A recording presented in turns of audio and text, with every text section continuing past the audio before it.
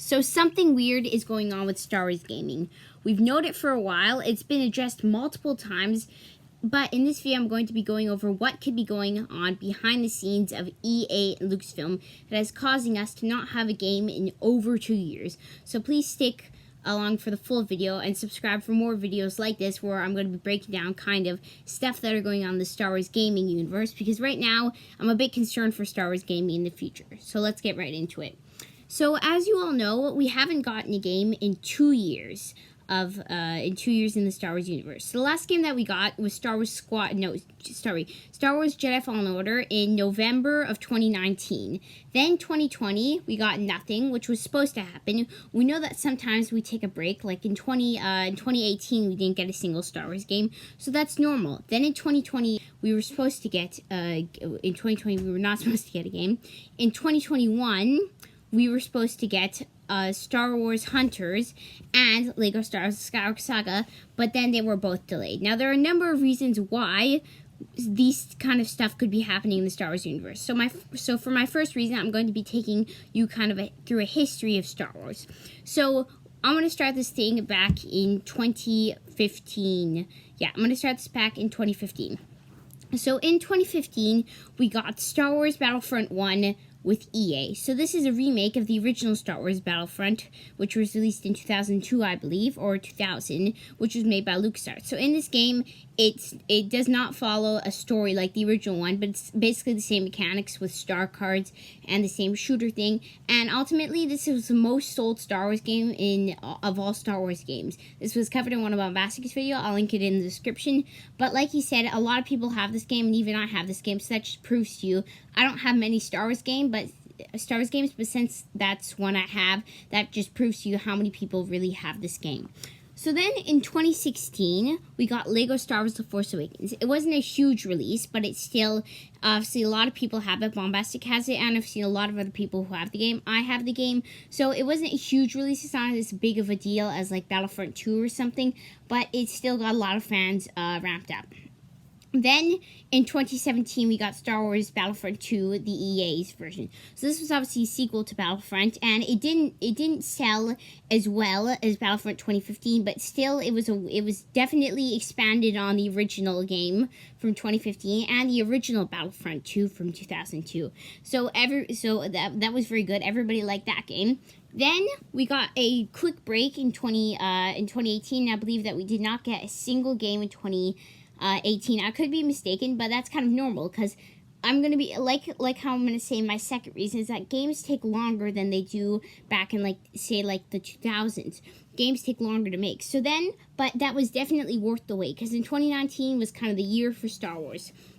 So we got Star Wars Squadrons, and we got Star Wars Jedi Fallen Order. Now, I cannot speak on behalf of Star Wars Squadrons because I do not own the game, but I can definitely tell you Star Wars Jedi Fallen Order, it was definitely worth the wait. They've been making this game since I think it was like 2015 when they started, and they finally finished in 2019, and like I just said, it was definitely worth the wait. We got a great game that I love, and I'm currently replaying it right now, and it's almost as good as literally the first time I played it. Like all those things that you see, like when you're in the train and then you turn around, you see that you're in an Imperial hallway. That was just great to see all those things that got me like so excited in the first time I played it. It almost feels the same as the second time I've played it. So 2019 was a great year for Star Wars. Then, like I said earlier, we got a break in 2020, which was kind of expected because, like I said, we got a break in 2018 after we got Fallen Order. So that was expected that we were going to get a break in 2020. But then we were expecting to get Star Wars Hunters and Lego Star Wars Skywalker Saga, which personally I cannot speak on behalf of Star Wars Hunters because I'm probably not going to get the game because it's only available for mobile and Switch. Like, what? So I'm probably not going to get the game. And if I were to get the game, I would only play it on mobile, which I don't really like playing mobile games. But I can speak on behalf of the Skywalker Saga because the game looks so good, and I definitely am very excited to finally get to play it, hopefully in 2022, which is still a disappointment, but that's a subject for all the other videos that I've made. So, yeah, 2021, we were supposed to get 2 Star Wars games, but then they were both they were both delayed to 2022. So, Lego Star Wars Skywalker Saga is supposed to be coming out in spring 2022, And I believe Star Wars Hunters, we do not have any, like, release window. Like, we don't even have a release date for the Skywalker Saga. We just have a window, like, around spring. So I'm guessing maybe, hopefully before Star Wars Celebration, because that would be, like, if they were to release it on the day of Star Wars Celebration, like, that would be kind of cool. Kind of like how Bad Batch released on the same day as Star Wars Day. But I kind of want the game to be released before that, because we've been waiting so long for that. So we kind of want it to be released before that. So the second reason that I was talking about earlier is that games take longer to make now. Back then in 2001, they could literally pull a game in like 1 year. Like Lego Star Wars 1 was released in 2005, I believe. Lego Star Wars 2 in 2006. In 2007, we got the complete saga. So as you see, they can make games in literally 1 year. They could release multiple games per year. We got like KOTOR, and then we got a Star Wars TOR. I guess that's what I'm going to call it. Star Wars The Old Republic. So they could release multiple games a year. But now, as I was talking about earlier, it took them literally 5 years to make Jedi Fallen Order, which, like I said, Jedi Fallen Order was a pretty big game, so that's understandable. But for some of the smaller games, it will still take time. It might not take like 5 years. Like Star Wars Jedi Fallen Order 2 is probably going to come out in like 2022 or something, hopefully. So it's going to take, that would be 3 years only. So that is a bit quicker, but as you see, it takes around like 3 years for them to make a game. So that's another reason why we could be getting a slight delay, is that it takes longer to make games now, especially since they're more advanced than back then. Back then, the graphics were, not the greatest in some games. Some of the mechanics were a bit simple back then, but now we got like VR and stuff like that. Like Vader Immortal, I think took a long time to make because it's a VR game. So these stuff take even more to make now. So that's probably another reason why we are getting this delay. Now the last reason is probably one of the reasons that could be impacting it a lot, but it's probably not the main reason, is because of the pandemic. So because we got the pandemic, now the devs cannot work at the actual like EA building. They cannot like sit together, so they actually have to work at home for some of the makings of the games.